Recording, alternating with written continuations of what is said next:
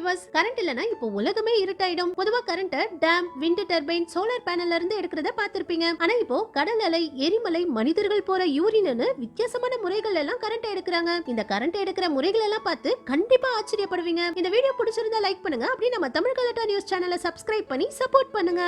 நம்ம முதல்ல பார்க்க போறது வேவ் பவர். இப்ப நிறைய நாடுகள் கடல் அலைகள்ல இருந்து கரண்ட்களை எடுக்கிறாங்க. ஸ்காட்லாந்து தான் முதல்ல கடல் அலையில இருந்து கரண்ட் எடுக்கிற இந்த பவர் பிளான்ட் 2000ல உருவாக்குனாங்க. அலைகள் வேகமா வந்து இந்த சுவர்கள் மேல மோதிட்டு தண்ணி கடலுக்கு திரும்பி போகும்போது இதுக்குள்ள இருக்கிற ரெக்கைகள் சுத்தி இது பவரை ஜெனரேட் பண்ணுது. இந்த மெத்தட் மட்டும் இல்லாம ஈகோ வேவ் பவர்ங்கிற இந்த மெத்தட்லயும் கடல் அலைகள்ல இருந்து கரண்ட் எடுக்கிறாங்க. எந்த அளவுக்கு வேகமா அலை அடிக்குதோ அந்த அளவுக்கு இது அதிகமான கரண்ட்களை உற்பத்தி பண்ணும். நிறைய நாடுகள் இப்பவே கடல் அலைகள்ல இருந்து கரண்ட்களை எடுக்கிற இந்த விஷயம் ஆரம்பிச்சிட்டாங்க. அடுத்தது ஃப்ளோரிங் டைல் பவர். இப்பவே லண்டன்ல இருக்கிற நிறைய தெருக்கள்ல மனிதர்கள் நடக்கிறது மூலமா கரண்ட்களை உற்பத்தி பண்ண ஆரம்பிச்சிட்டாங்க. பொதுமக்கள் அதிகமா நடக்கிற பகுதிகளில் பாவ்ஜென்ங்கிற நிறுவனம் இந்த ஃபுட் ஸ்டெப்ஸ் பவர் டைல தரையில ஃபிக்ஸ் பண்ணி வச்சிருக்காங்க. இது மேல நடக்க நடக்க இது பவரை உற்பத்தி பண்ணிட்டே இருக்கும். நல்ல மழை பெஞ்சாலும் சரி, பயங்கரமா பனி பெஞ்சாலும் சரி, எல்லா டைம்லயும் இத வச்சு கரண்ட்டை உற்பத்தி பண்ண முடியும். இப்ப சில ஷாப்பிங் மால்கள்ல கூட இந்த டைல்களை போட்டிருக்காங்க. ரொம்ப சீக்கிரமே நைஜீரியா நாட்டுல ஃபுட்பால் கிரவுண்டுக்கு கீழே இந்த ஃபுட் ஸ்டெப் டைல்ஸ் ஃபிக்ஸ் பண்ண போறாங்க.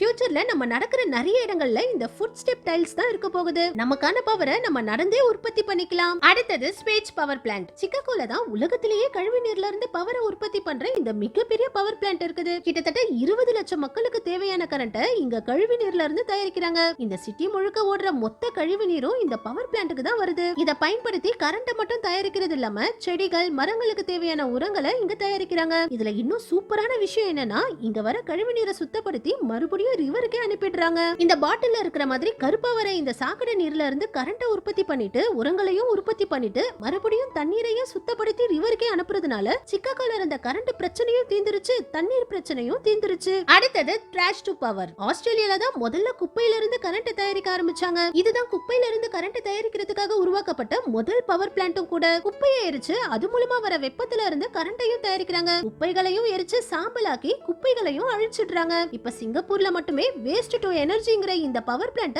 ஒண்ணுக்கு 4 இடத்துல வச்சிருக்காங்க. 1800 டிகிரி ஃபாரன்ஹீட்ல குப்பைகளை எரிச்சு 2,40,000 வீடுகளுக்கு தேவையான கரண்ட்டை இந்த ஒரு பவர் பிளான்ட்ல தயாரிக்கிறாங்க. சிங்கப்பூர் ரொம்பவும் சின்ன கண்ட்ரிங்கிறதுனால அவங்க குப்பை கொட்டுறதுக்கு இடமே இல்லாம இருந்துச்சு. இருந்த ஒரு குப்பை கிடங்கும் 90% நிறைஞ்சு போயிருந்தது. ஆனா குப்பையில இருந்து கரண்ட் தயாரிக்க ஆரம்பிச்ச உடனே இப்ப சிங்கப்பூருக்கு தேவையான கரண்ட்டும் கிடைக்குது, குப்பைகளும் ஈஸியா அழிஞ்சிடுது. இந்த பில்டிங்க பாருங்க, இது டென்மார்க்ல இருக்கிற குப்பையில இருந்து கரண்ட் தயாரிக்கிற மிகப்பெரிய பவர் பிளான்ட். இந்த பவர் பிளான்ட்ல ஒரு வருஷத்துக்கு 4,40,000 டன் குப்பைகளை எரிச்சு 1,50,000 வீடுகளுக்கு தேவையான கரண்ட்டை உற்பத்தி பண்றாங்க. கூடவே இங்க 9,000 மீட்டர் ஸ்கேட்டிங் பிளேஸும் 85 மீட்டர் கிளைம்பிங் வாலும் 450 மீட்டர் ஹைக்கிங் பிளேஸும் இருக்குது. இந்த பில்டிங் எவ்வளவு அழகா இருக்குது பாருங்க. இந்த ஒரு பில்டிங்னால குப்பைகளும் அழியுது, கரண்ட்டும் உற்பத்தி ஆகுது, மக்களும் ஜாலியா இந்த பில்டிங்ல விளையாடுறாங்க. அடுத்தது வால்கேனோ பவர் பிளான்ட். ஐஸ்லாண்ட்ல தான் எரிமலையில இருந்து அவங்க நாட்டுக்கு தேவையான கரண்ட்டை தயாரிக்கிறாங்க. ஐஸ்லாண்ட் முழுக்க நிறைய இடங்கள்ல ஆக்டிவான எரிமலைகள் இருக்குது. இந்த எரிமலையில இருந்து வெளியாகிற வெப்பத்துல இருந்து தான் இவங்க கரண்ட் தயாரிக்கிறாங்க.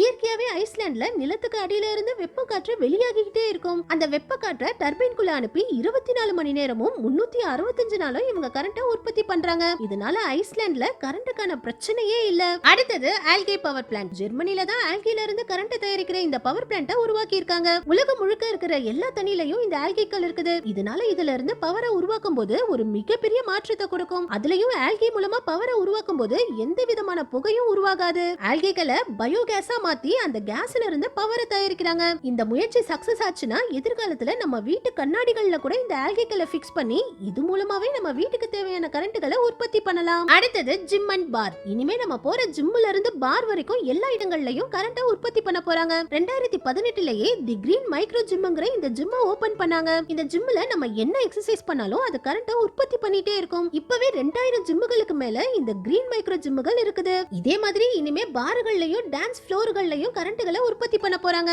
நம்ம இங்க டான்ஸ் ஆட இது கரண்ட்டை உற்பத்தி பண்ணிட்டே இருக்கும். அடுத்தது கவுடெங் பவர். டென்மார்க்ல மாட்டு சாணத்துல இருந்து கரண்ட்டை உற்பத்தி பண்றாங்க. டென்மார்க்ல மட்டும் 40,000க்கும் அதிகமான மாட்டு பண்ணைகள் இருக்குது. இங்க மாட்டு சாணங்களை பயோகேஸா மாத்தி அந்த பயோகேஸ் மூலமா கரண்ட்டை உற்பத்தி பண்றாங்க. இது கூட பரவாயில்லைங்க, மனிதர்கள் போற சிறுநீர்ல இருந்து கூட இப்ப கரண்ட்டை தயாரிக்கிறாங்க. 2022ல இங்கிலாந்துல நடந்த இந்த மியூசிக் ஃபெஸ்டிவல்ல யூனிவர்சிட்டி ஆஃப் இங்கிலாந்து மனிதர்கள் சிறுநீர்ல இருக்கிற பாக்டீரியாக்கள் மூலமா கரண்ட்டை தயாரிச்சு காட்டியிருக்காங்க. இந்த ஃபெஸ்டிவலுக்கு வந்த மக்கள் எல்லாரும் போன சிறுநீரை வச்சு 60 வீடுகளுக்கு தேவையான கரண்ட்டை உற்பத்தி பண்ணியிருக்காங்க.